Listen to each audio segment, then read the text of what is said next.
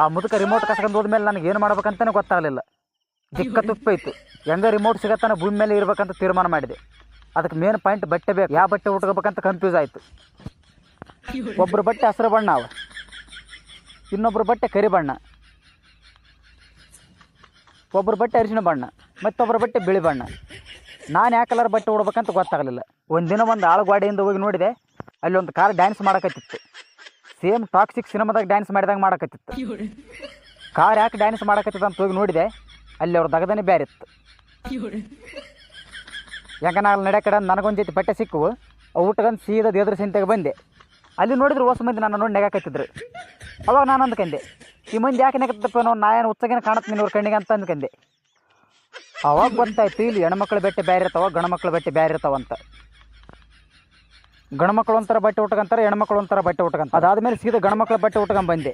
ಆ ಬಟ್ಟೆ ಒಂದು ಕಾಗದಿತ್ತು. ಆ ಕಾಗದದಾಗ ಒಂದು ಮುದುಕಿನ ಫೋಟೋ ಇತ್ತು.